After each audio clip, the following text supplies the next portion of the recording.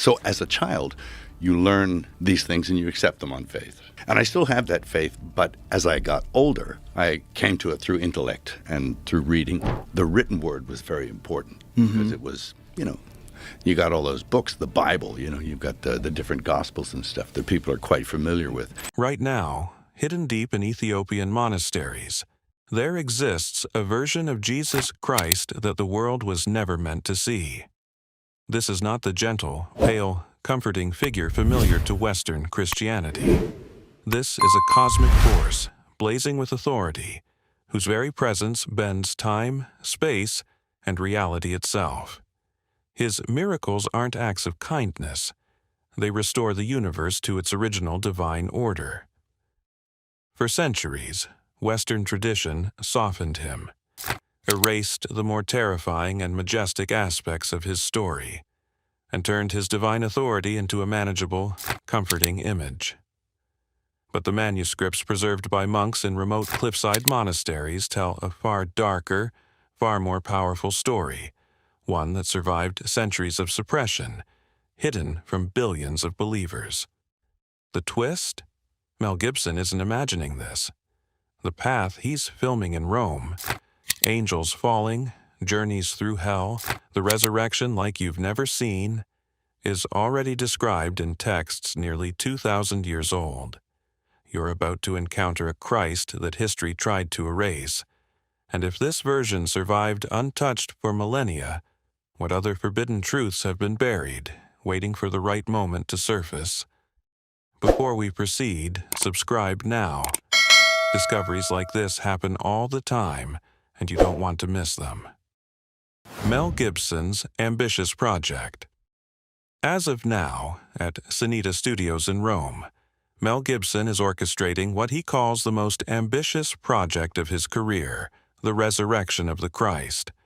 Unlike The Passion of the Christ, which focused solely on the final 12 hours of Jesus' life, this two-part epic, set to release in 2027 with Lionsgate distributing and a reported budget of $100 million, aims to portray a version of Christ that Western audiences have never encountered. Gibson's vision doesn't follow the familiar linear narrative of the New Testament. Instead, it threads together multiple realms, weaving earthly events with cosmic ones, past with present, heaven with hell. Angels fall. Christ journeys through dimensions.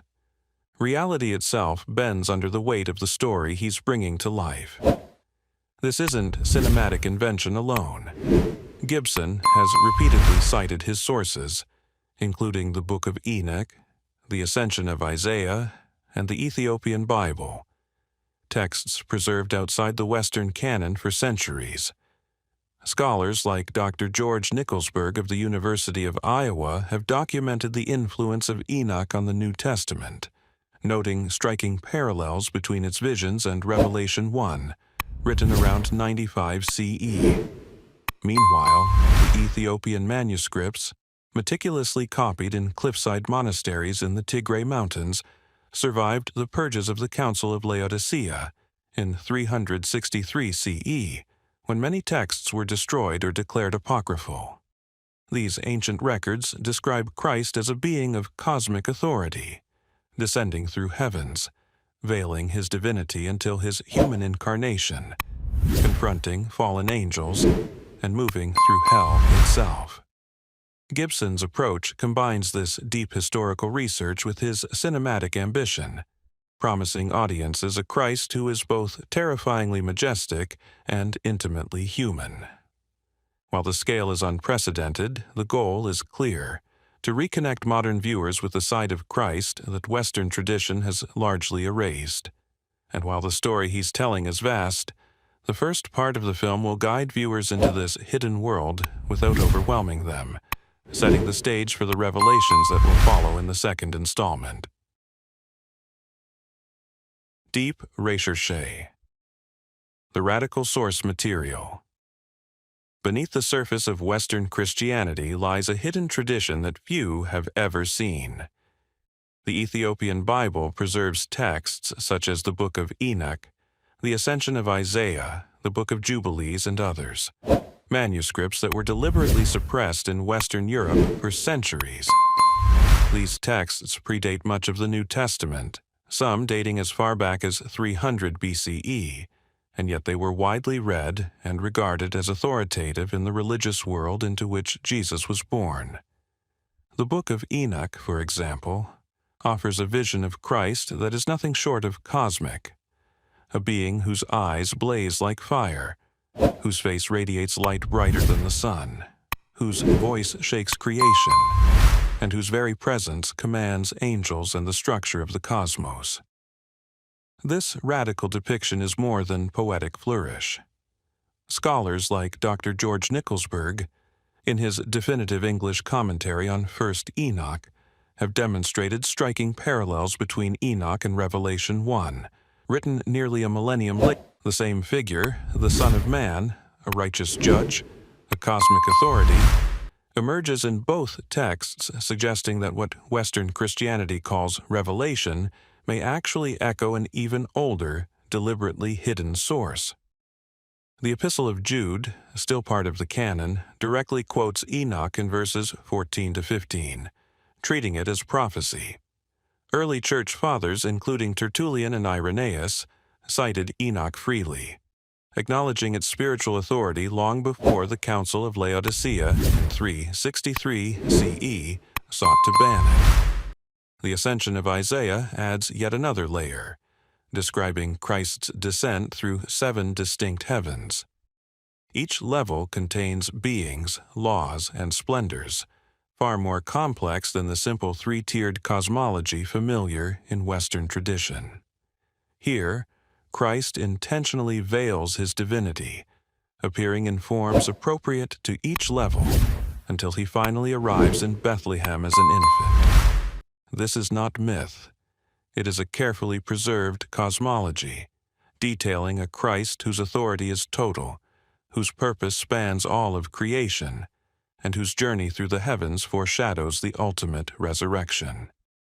What makes this material so extraordinary is not only its vivid imagery, but the historical context of its survival. While Western Christianity suppressed these texts, destroying copies, labeling them dangerous and forbidding access, the Ethiopian Orthodox Church preserved them, meticulously copied by monks in remote cliffside monasteries. These manuscripts reveal a version of Christ that is simultaneously majestic, terrifying, and intimate, a figure far removed from the soft, pastoral image familiar to most believers. And yet, despite their radical power, these texts are only the beginning. They hint at a deeper spiritual architecture, a hidden history that Gibson's film is beginning to recover. The stage is set, the ancient manuscripts await, and the audience is about to witness a Christ that Western tradition tried to erase, but could never fully bury. Historical suppression. For centuries, the radical vision preserved in texts like the Book of Enoch and the Ascension of Isaiah was systematically buried. The Council of Laodicea in 363 AD, convened in what is now Turkey, marked a turning point. These writings were officially rejected, deemed dangerous, and ordered removed from circulation. Copies were destroyed, authors denounced, and communities that valued these teachings were pressured to conform. What made these texts so threatening wasn't mere theology. It was the way they empowered individuals. Unlike the institutionalized version of Christianity that emerged, these manuscripts emphasized personal encounters with the divine. Salvation wasn't a commodity dispensed by priests. It was an awakening to the light already alive within each person. Christ, in these accounts, is not distant but intimately present, guiding believers through cosmic realms, revealing the universe's order, and teaching that humanity holds a spark of divine authority. To the centralized church, this was dangerous. Power, wealth, and control depended on mediating access to God. Tithes, indulgences, sacraments, and confessions all reinforced the clergy's authority. If ordinary people could commune directly with God, the very foundation of ecclesiastical power was threatened, And yet, even amid these purges, some copies survived. Ethiopian monasteries, isolated high in the Tigray Mountains, were untouched by the councils, the fires, and the politics of Rome.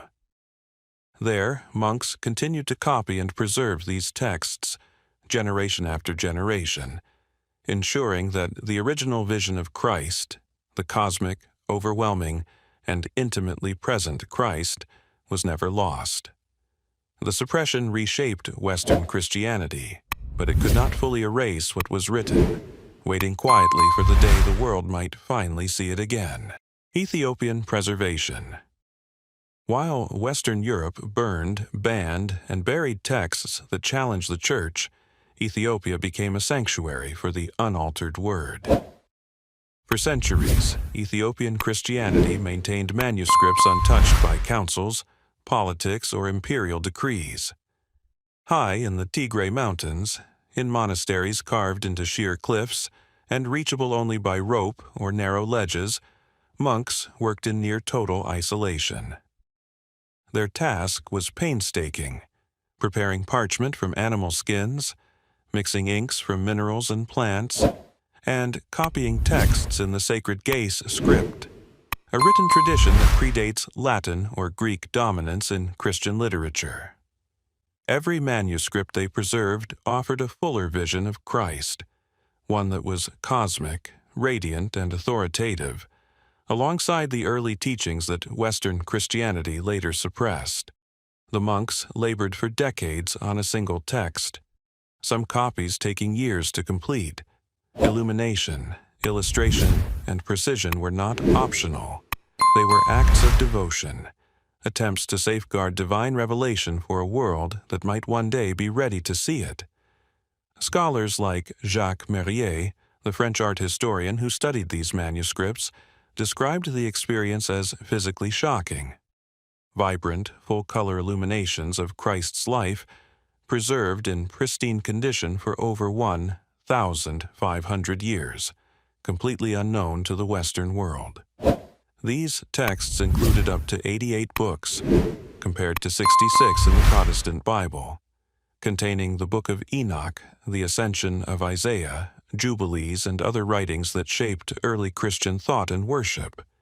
By safeguarding these manuscripts, Ethiopian monks preserved not only the image of a cosmic Christ, but also the radical theology of personal divine access, inner light, and the universe's hidden order.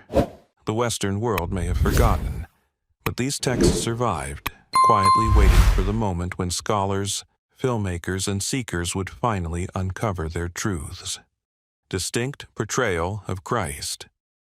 In the Ethiopian texts, Christ is nothing like the soft, comforting figure familiar from Western art.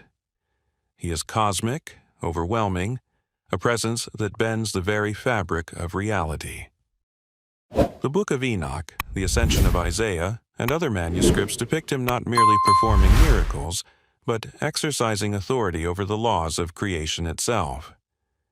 When he calms storms, it is not mere sympathy. The waters themselves recognize their Creator and obey.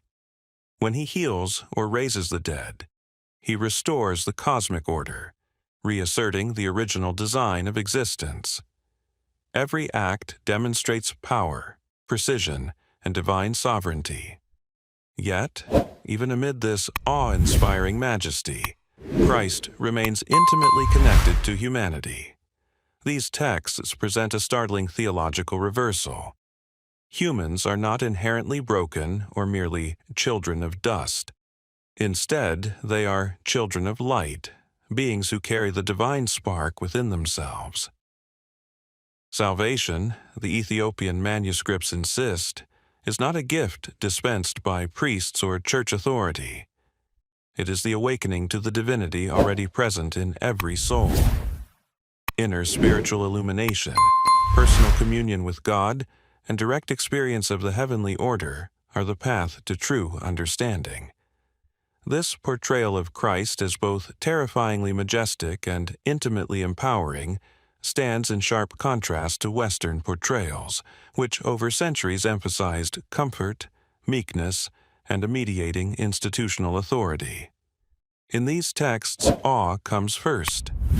Recognition of cosmic authority precedes comfort. Power and majesty are not separated from compassion.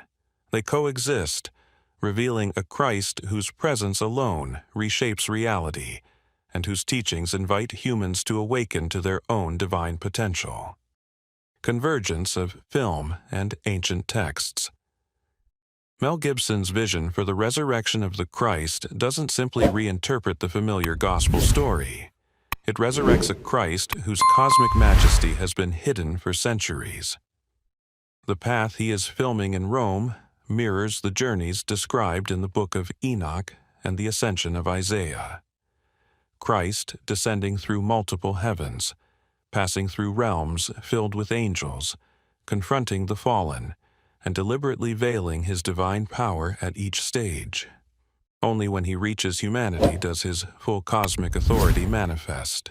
A dramatic unveiling that Western Christianity has rarely, if ever, depicted. This cinematic choice is no accident. Scholars like Dr. George Nicholsburg have traced the influence of Enoch's visions on Revelation 1, written around 95 CE, revealing that the imagery of blazing eyes, faces of light, and commanding voices is deeply rooted in ancient texts. Similarly, the ascension of Isaiah, dating to the late 1st or early 2nd century, provides detailed descriptions of Christ moving through 7 heavens, each with its own cosmic order, architecture, and beings. A journey Gibson's film is bringing to life on screen. The result is not just a story of resurrection. It is an immersive experience of Christ as a force that interacts with creation at every level, bridging heaven and earth, time and eternity. For audiences, this means encountering a version of Christ historically erased from Western tradition, a figure both awe-inspiring and terrifying, whose cosmic authority, compassion, and intimate presence coexist in ways Western art has softened or ignored. Gibson's film doesn't invent this vision, it recovers it, translating texts preserved for millennia into a visual language that reveals a Christ both ancient and strikingly radical. And while the scale of this vision is vast, the narrative is structured to guide viewers through these realms without overwhelming them, setting the stage for the revelations and cosmic drama still to come. Implications. The implications of these rediscovered texts are staggering.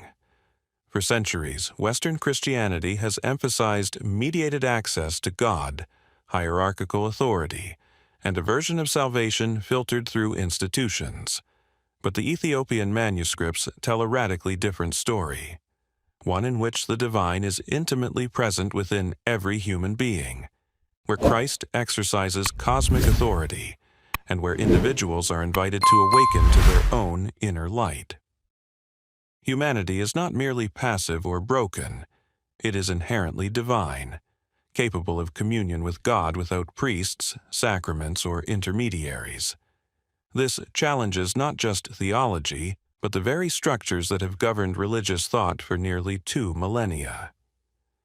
If salvation is awakening, not a gift handed down from an institution, then the historical suppression of these texts was never just about doctrine. It was about power, control, and the ability to shape belief across empires. And yet, despite centuries of erasure, these manuscripts survived, preserved in remote Ethiopian monasteries, where monks meticulously copied, illuminated, and safeguarded them. The story also hints at a larger, tantalizing possibility. If texts like the Book of Enoch, the Ascension of Isaiah, and the Garama Gospels survived, what else might still lie hidden in cliffside monasteries, awaiting rediscovery? What other revelations, what other radical visions of Christ and humanity could reshape spiritual understanding once they emerge? The implications stretch beyond film, scholarship, or theology. They invite a reconsideration of history itself, a reminder that what has been buried is often more powerful than what has been preserved. The living legacy of hidden knowledge. The manuscripts preserved in Ethiopia are not relics of the past. They are living testimony to a version of Christianity that emphasizes awe, power, and personal divine experience. For 17 centuries, anonymous monks risked blindness, fatigue, and isolation to copy texts that spoke of a Christ far beyond the comforting image of Western tradition. These manuscripts reveal a Christ who restores cosmic order, a humanity capable of awakening to divine light, and a universe responsive to the living Word. And now, through Gibson's film and the work of scholars rediscovering these texts, the hidden vision of Christ is stepping out of obscurity, challenging what billions have believed for centuries, and inviting a new understanding of faith, power, and spiritual potential. For nearly 2 millennia, these revelations were hidden, deliberately erased or softened, but they survived. Now, for the first time, audiences and scholars alike are confronting a Christ whose majesty, authority, and intimacy surpass anything previously imagined. The Ethiopian manuscripts, the Book of Enoch, the Ascension of Isaiah, they were never lost, only waiting. And as Gibson brings this vision to life, the question remains: what other hidden truths are still waiting in monasteries, waiting to change everything we thought we knew?